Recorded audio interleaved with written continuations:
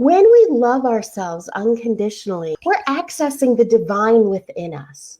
That's what we're doing. And that's why it's so important to do. And yet, our lives, the human lives that we've led, they've practically trained us not to love ourselves.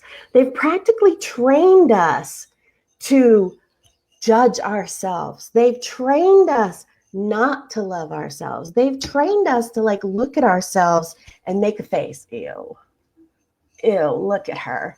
Knowing that you have that piece of divinity within you, how can we be anything but loving towards ourselves?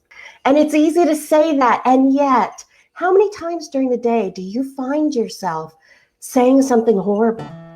Do you catch yourself saying something mean to yourself, or I could never do that, or that's not for me, or I'm such a loser, or I'm so stupid. God, I always mess up. This is never right. I can never do anything right. How many times do you find yourself saying things like this? Or I'm too fat, or I'm too skinny, or nobody will ever love me. I personally, when I started this journey, I was a person who said F you in the mirror to myself every single day. I was a cutter. I had the scars to prove it. So I cut from the age of 13 until the age of 42. I hated myself. I hated myself. And yet I maintained a regular job, and I had children, and I was married, and you put on your mask, you put on your face, and you go to work every day, and you do what you need to do. And yet every day I looked in the mirror and said, F you, I hate you, I hate you.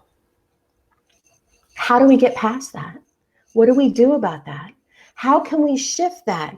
Because even though logically, and maybe even in our hearts spiritually, we understand that we have this spiritual being inside of us. It is amazing what we can hide from the world. The problem is we can't hide it from ourselves. That's the problem in a lot of things. No matter how many times we pick up and move, whether it's to a new job, to a new relationship, to a new situation, change our hair, change our makeup, lose 1,000 pounds, we take ourselves with us. We take our problems with us. We take those things that are buried deep inside of us with us into the next situation. And so when we don't work on those, when we don't heal them, even though the new situation may feel okay for a little while, it may feel great for a month, a year, 2 years. Eventually, that yucky stuff that you brought with you is going to leak out into the new situation.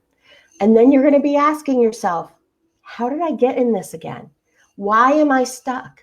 Why does this always happen to me? Because you're not doing what you need to do. You're not healing what needs to be healed. And the universe keeps giving you an opportunity over and over and over again to heal these things within you.